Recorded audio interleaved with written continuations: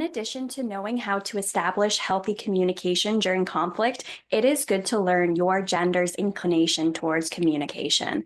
First, it is helpful to know that gender influences how you seek support and direct versus indirect communication. I also recommend knowing how to cue into and read the opposite gender's specific body language, since 90% of communication is body language. As much as couples must resolve conflicts and make known their needs and wants, it is just as important to offer their partners emotional support when needed.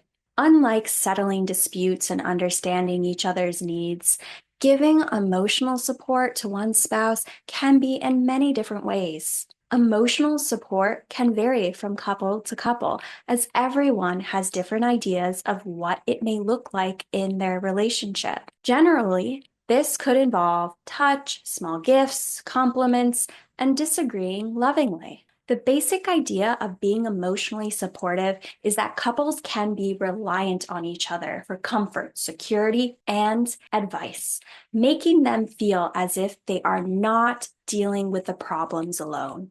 The difficulty is that there can be confusion on what type of support wives are looking for in their husbands. The article, Men versus Women and Emotional Support, provides an excellent example of a scenario of this. Men typically give instrumental support. That is, they try to provide specific advice on how to fix a problem. On the other hand, women give more emotional support. That is empathy and sympathy. And very often, that is the kind of support they want for themselves. When husbands are posing solutions, their wives might instead prefer understanding and a discussion of options.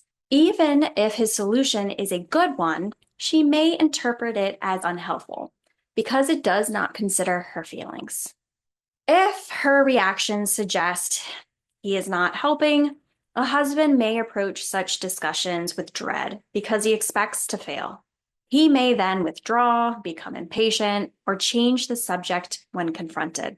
Although a situation like this may seem like a drawback, pruning it will reveal positives. Couples may not feel as connected as they would like to be when their partners cannot offer them the emotional support they prefer.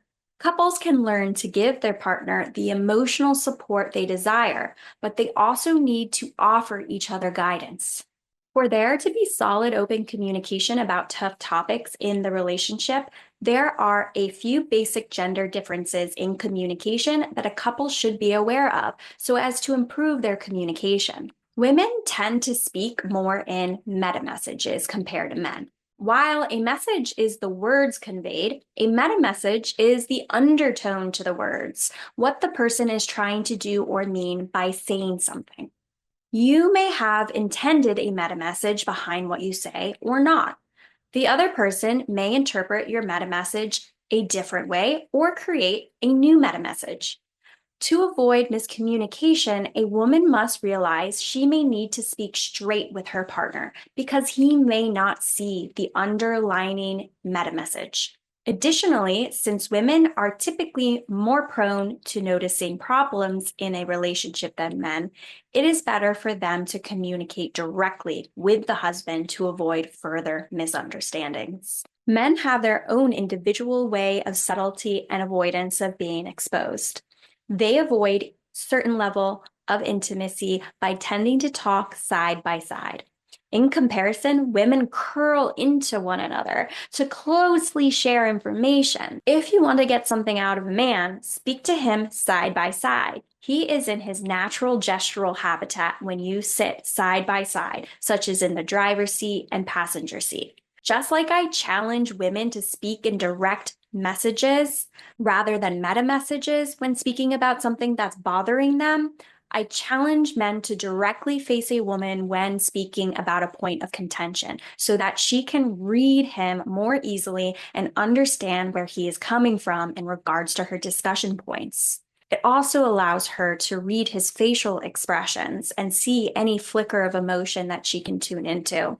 When a woman knows the different genders' typical approaches to dealing with and solving conflict, the couple has to then decide how to proceed on their terms, analyzing what works best for both of them as a couple. Listening is a form of communication. Once the couple figures out what works best for them as a unit, it is their job to perpetually be there to ensure that they can both rely on each other. As time passes, this will allow for building a healthy marital bond between couples as they gradually build trust.